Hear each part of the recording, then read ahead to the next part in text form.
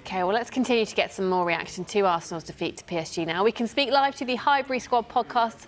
Sophie Nicolau this morning. Sophie. Hey, Soph. Always good to see you. I mean, a frustrating result, ultimately. There it is. You are very much still in the tie, though, aren't you? Arsenal won in Madrid. We've just heard from Damesh as well, saying as such. Can they win in Paris next week?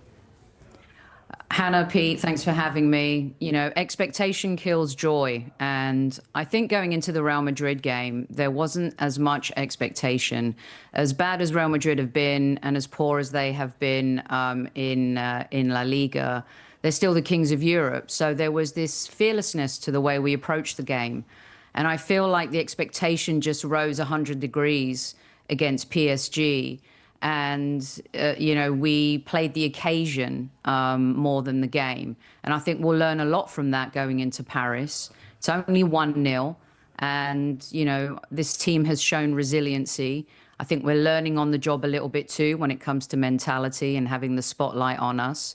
But it's not over yet. I went back and watched the game and I simmered down a little bit after, because when you do a post-game show, you're really kind of very emotional. And I think Mikel's emotional, and I think it's good to have emotion.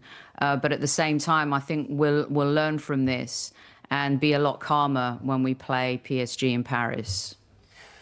So it'd be great to see you. I mean, I totally agree with what you say. I mean, it is. I feel like everyone felt like Arsenal were favourites last night, and it was sort of tough to watch. PSG did such a great sort of old-fashioned European number on them, didn't they? Mikel Arteta said he wanted to create an atmosphere never seen before at the Emirates. But did that happen? I think it's been I don't like the narrative that is building among certain pundits and looking at and pointing the finger at Arsenal fans who have been, you know, so great with this team, not only this season, but over the last 2 or 3 seasons. And you know, when we haven't played a semi-final in so many years, I understand that Mikel and the club wanted to G the fans up. And sometimes maybe you should allow those things to happen organically. But I don't care what team you are. If you get an uppercut in the first 5 minutes in such a huge game, it's going to affect the players. It's going to affect the crowd as well. So I think it's a little harsh to be harping on about the atmosphere at the Emirates when I think our fans have stood tall and beside this team, and especially Mikel Arteta, for quite some time now. Sophie, Thomas Partey was ruled out through suspension, of course. How big of a miss was he, and how much will having him back boost Arsenal in the second leg? Yeah, Hannah, it was a little bit of midfield mayhem. Thomas Partey has been one of our best players. You saw what happened to PSG when they didn't have Dembele in the game earlier this season in the league phase. You know, we won that game pretty convincingly. Sometimes there are certain players that become integral and very important to a side, and Thomas Partey has been that for us this season. It's helped Declan Rice have an element of freedom, and you saw the best of Declan Rice in that Real Madrid game too. Martin Odegaard, I think, suffered in this game as well without Thomas Partey. And we weren't able to control the ball. We had no tempo. You know, Declan Rice apparently said in the huddle, if we don't have the ball, we die.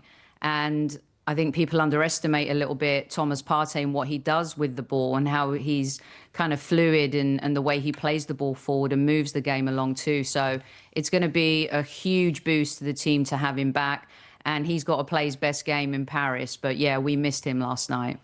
So I've got to just go back to the fans again. So I know you just basically said to me you don't want to turn into like old pundits talking about the supporters and the atmosphere. But I watched the Madrid game and it was like a cauldron of noise there. It was like a bear pit. It was incredible. I mean, you felt like the Arsenal supporters were a huge part of that win in the home leg.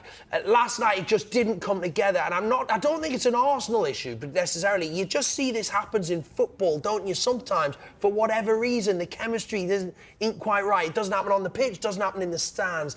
Just wonder your thoughts on that. And because looking at the comparison between the Madrid win and the PSG defeat last night, I would say the fans was a big factor, you know. Well, it's so much easier, isn't it, when you're winning 3-0 at home against such a prolific side. I think maybe and I say this with respect, maybe there's been a little bit of a, underestimating PSG. When you look at their record and the English teams they have beaten, it's very easy to talk about, Liga being a farmers' league, which is, disrespectful. That team, from front to back is excellent. And I think the players were intimidated, and I think eventually the fans became a little intimidated and fearful by the occasion too. They played so well. They won every single ball. They won every single second ball. They were playing like they were the home team. And I think we were a little bit shocked by that. But as the game went on, and after 25 minutes, the players started getting back into it, and so did our fans as well. And, PSG, I think, too, looking for this major win in the Champions League. They've never won it. We've never won it. And so I think maybe going into it, we thought it was going to be a little easier than it was. And maybe that did affect things a little bit. But I stand by the fans. I think they did what they could last night to support the players. Yeah, PSG have been so impressive, haven't they, really, in this season, when you look at it on balance. We can't let you go, can we, without getting a prediction for the second leg, because it is only half-time at the overall point of the semi-final. Are Arsenal going to do it? Will there be a hero in Paris for you guys? I have a tremendous amount for Luis Enrique. He's won the treble with Barcelona, and I think maybe he's a little bit underrated, if you can even say that. I stand by my team. I believe in my team. I was a little bit emotional after the game because I expected more too. But it is only half-time, Hannah and Pete. It's 1-0.